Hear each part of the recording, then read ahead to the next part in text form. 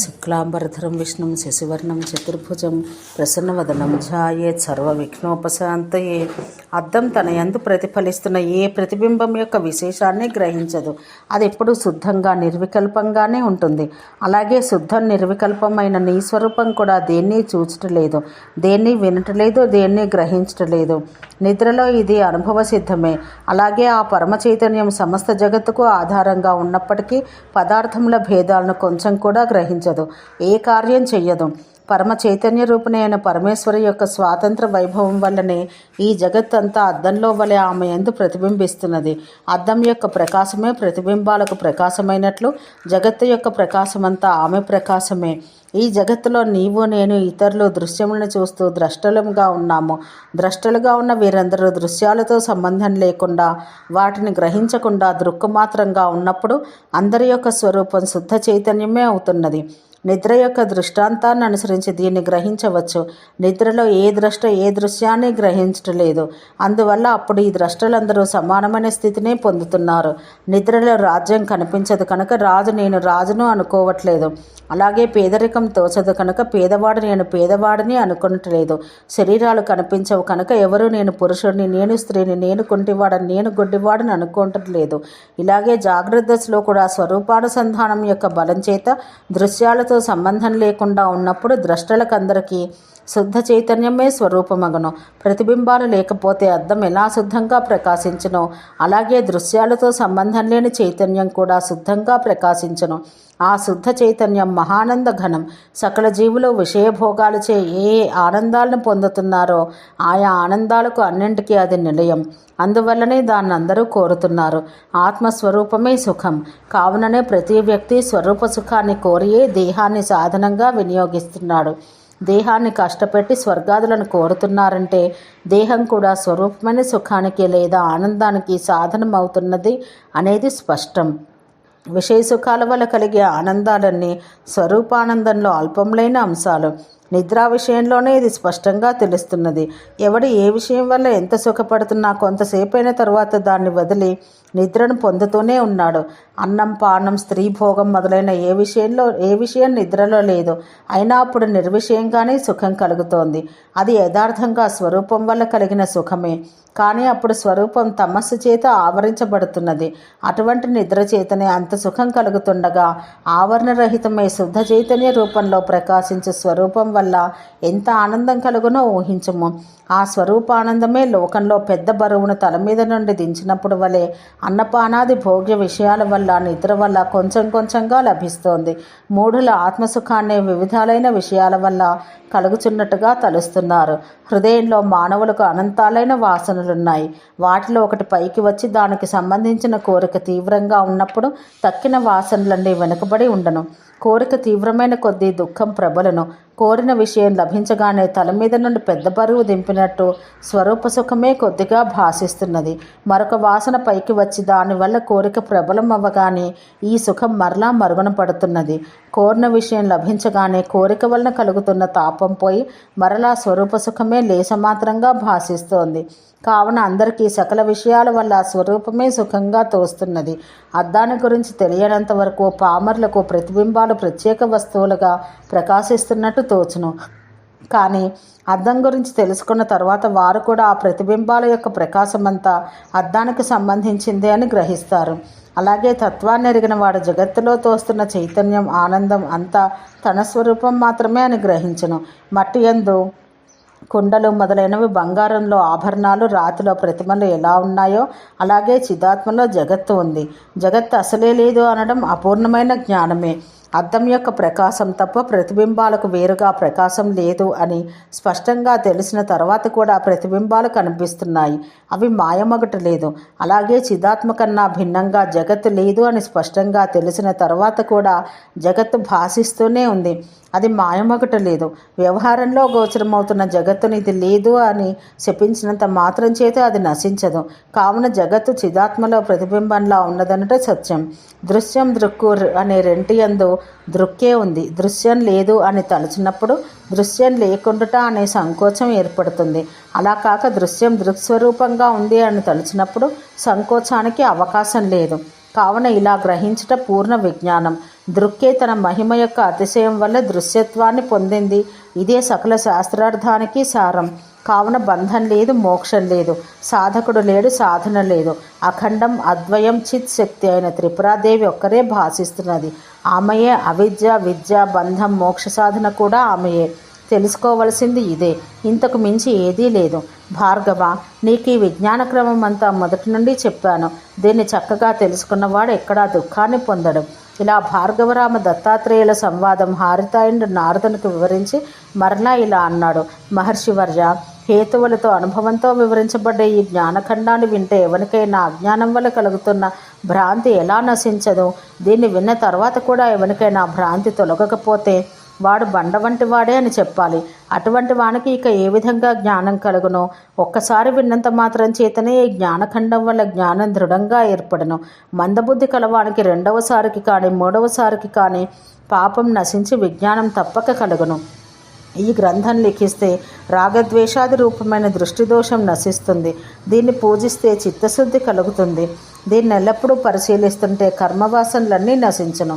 స్థావర జంగమాత్మకమైన సర్వానికి ఏది స్వరూపమై ఉందో దేన్ని చక్కగా విచారించి స్పష్టంగా గ్రహిస్తే ముక్తి కలుగునో, లేకపోతే బంధమే కలుగునో ఆ చిత్ శక్తియే త్రిపురాదేవి. ఆమెయే హ్రీం.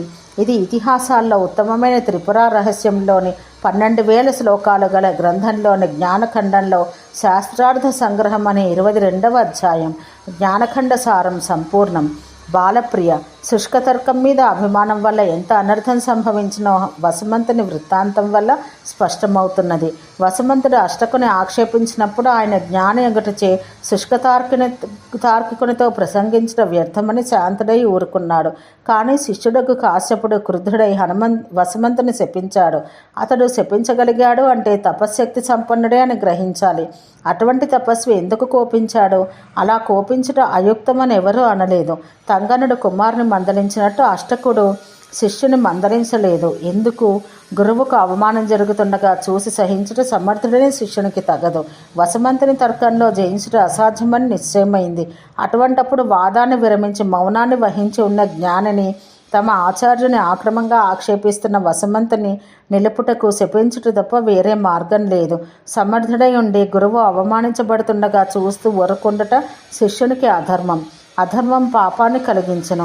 అందువల్ల అధర్మానికి వెరచి కాశ్యపుడు గురునిందను నిరోధించుటకై వసుమంతుని శపించాడు.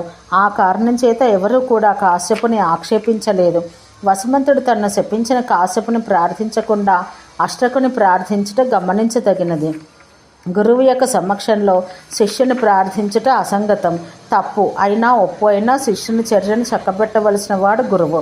అందువల్ల ఆయన్నే ప్రార్థించటం మర్యాద. అలా కాక కాశ్యపునే ప్రార్థించినా అతడు, అయ్యా, నేను నా కొరకు నిన్ను శపించలేదు. మా గురువుకు నీవు కష్టం కలిగించుటచే నిన్ను శపించాను, వారే అనుగ్రహించాలి, నాదేమీ లేదు అనే చెప్పును. మరియు కొందరికి పరీక్షిత్తు విషయంలో శృంగికి వలె శపించే శక్తి ఉండనే కానీ దాన్ని మరలింపగల శక్తి ఉండదు. అందువల్ల హనుమంతుడు అష్టకునే ప్రార్థించాడు. చెట్టుపై బ్రహ్మరాక్షసుడున్నాడని అతడు పండితులను శాస్త్రంలో ఓడించి భక్షిస్తున్నాడని విన్నప్పుడు శాస్త్రవాదం చెయ్యాలని రుక్మాంగదుడు కుతూహలం చెందాడు.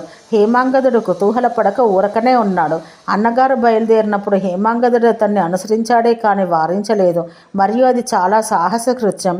ఓడితే అన్నగారు రాక్షసునిచే భక్షించబడను. అయినా హేమాంగదుడు అన్నను వారించడానికి ప్రయత్నం కూడా చెయ్యలేదు. ఎందుకు? బ్రహ్మరాక్షసుని చేత పండితులు భక్షించబడుతున్నారని విన్న తర్వాత క్షత్రియులుగా ఆ బ్రహ్మరాక్షసుని ఎదుర్కోవలసిన ధర్మం రాజకుమారుల యందు ఉంది. అయినా ఆ బ్రహ్మరాక్షసునితో యుద్ధం చేయుటకు వీలులేదు. అతడు శాస్త్రవాదాన్ని నిమిత్తంగా చేసుకుని పండితులను భక్షిస్తున్నాడు. కావున వాని శాస్త్రవాదంతోనే జయించాలి. ఆ కారణం చేత హేమాంగదుడు అన్నను వారించలేదు. వసుమంతుడు హేమాంగదునితో శాస్త్రవాదం పూనుకోకుండా గూఢంలోని తత్వ ప్రశ్నలు అడిగాడు. శాస్త్రవాదంలో అతడు అమిత కౌశలం గలవాడు మరియు అష్టకుని జయించినవాడు. ఇప్పుడు రుక్మాంగదుని కూడా జయించాడు. అటువంటి వారికి హేమాంగదుని జయించడం కష్టం కాదు. అయినా అతడు అలా ఎందుకు చేయలేదు? అతడు రుక్మాంగదునితో వాదం చేస్తున్నప్పుడు హేమాంగదుని చర్యను కనిపెడుతూనే ఉన్నాడు. అన్నగారు ఓడిపోయి పట్టుబడినప్పుడు హేమాంగదుడు పామర్ల వలె దుఃఖించలేదు, ఆవేశపడలేదు. పైగా అతడు క్షత్రియోచితంగా నన్ను కూడా వాదంలో జయించి మా అన్నతో కలిసి భక్షించు అని పలికాడు. అన్నను విడిపించడానికి ఉపాయం ఏమైనా ఉన్నదేమో అని అతడు ప్రయత్నించాడు. అతని మాటలో చర్యలో కొంచెం కూడా ఉద్వేగం లేదు. అందువల్ల వసుమంతుడు ఇతడు తత్వజ్ఞుడై ఉండును, లేకపోతే ఇంత స్థైర్యం ధైర్యం ఉండవు. ఇది స్థితప్రజ్ఞుని లక్షణం. కావున ఇతడు నా గూఢ ప్రశ్నలకు కూడా సమాధానం చెప్పగలడు. అలా అయితే నాకు పాప విముక్తి కలుగును. ఇతడు చెప్పలేకపోతే ఎలా అయినా భక్షిస్తాను కదా అనుకుని గూఢ ప్రశ్నలు అడిగాడు. అతడు ఆశించినట్లే హేమాంగదుడు ఆ ప్రశ్నలకు సమాధానం చెప్పాడు. శాస్త్రవాదమే అయితే హేమాంగదుడు ఓడిపోయి ఉండును. హేమాంగదుడు జ్ఞానియే. జ్ఞానికి సకల శాస్త్రాలు వచ్చి ఉండాలనే నియమం లేదు. జ్ఞాని సర్వజ్ఞుడు. అతనికి అన్ని విషయాలు తెలిసి ఉండవా అంటే సమాధానం తెలిసి ఉండవు. ఆత్మ కన్నా అన్యంగా ఏదీ లేదు. ఆత్మ వల్లే సర్వమునకు అస్తిత్వం, జ్ఞానం, ఆనందం కలుగుతున్నాయి అని రూఢిగా తెలుసుకోవడమే జ్ఞాని యొక్క సర్వజ్ఞత్వం. వస్తు విశేషాలు, భూత భవిష్యత్ వర్తమానాలు తపస్సిద్ధులైన జ్ఞానులకు, వశిష్ఠాది మహర్షులకు కొందరికి తెలిసి ఉండవచ్చు. బ్రహ్మజ్ఞానం గల వారందరికీ అటువంటి శక్తులు ఉండాలనే నియమం లేదు. హేమాంగదుని వలన తత్వోపదేశం పొందిన వసుమంతుడు అతనికి నమస్కరించలేదు. హేమాంగదుడే వసుమంతునికి నమస్కరించాడు. వ్యవహారంలో ధర్మమే ప్రమాణం కాని జ్ఞానం కాదు. అందువల్ల జ్ఞాని అయిన హేమాంగదుడు బ్రాహ్మణుడైన వసుమంతునికి నమస్కరించాడు. అతడు రాకుమారులను దీవించాడు. గ్రంథం సమాప్తమైంది. మహాత్మఖండంలో దత్తగురువు సృష్టి క్రమాన్ని చెప్పినప్పుడు పరశురాముడు కొన్ని సందేహాలు అడిగాడు. ఆయన వాటికప్పుడు సమాధానం చెప్పకుండా తర్వాత చెబుతాను, ఇప్పుడు చెప్పరాదు అని కువ్వలని కథ ఉదహరించాడు. జ్ఞానఖండంలో ఆ ప్రశ్నలకు ఇవి సమాధానాలను ఎక్కడా చెప్పబడలేదు. అయినా పరశురాముడు వాటిని మరలా అడగలేదు. అనగా ఆయనకు ఆ సందేహాలు తీరాయి. ఆ సందర్భం ఇది. దేవి త్రిమూర్తులను సృష్టించి బ్రహ్మదేవుని జగత్ సృష్టి గావింపమని ఆదేశించింది. ఆయన చుట్టూ చూశాడు. మొదట అనంతమైన ఆకాశమే కనిపించింది. తర్వాత ఆయన చూస్తుండగా పంచభూతాలు పైకి వచ్చాయి. ఈ భూతాలు అప్పటికే సిద్ధమై ఉంటే వీటిని సృష్టించింది ఎవరు? సిద్ధంలై ఉన్న భూతమును మొదట బ్రహ్మదేవునికి ఎందుకు కనిపించలేదు? భూత సృష్టికి పూర్వమై త్రిమూర్తులకు దేహములు ఎలా కలిగాయి? బ్రహ్మదేవితో మాట్లాడుటకు శబ్దం ఎక్కడిది? ఇవి ఆయన అడిగిన సందేహాలు. వాటికి సమాధానాలు మనం ఇలా చెప్పుకోవచ్చు. దేవి త్రిమూర్తులను అపంచీకృతములైన సూక్ష్మభూతములతో సృష్టించి ఉండను. ఆ 3 శరీరాలు కాకుండా తక్కిందంతా ఆకాశం మాత్రంగా సర్వవ్యాపకమై ఉంది. సూక్ష్మభూతముల సృష్టితో త్రిమూర్తులయందు శబ్దమే కాక ఇంద్రియ వ్యాపారం కూడా ఆరంభమైంది. అందువల్లనే వారు ఇంద్రియాలను నిగ్రహించి తపస్సు చేయటం సంభవమైంది.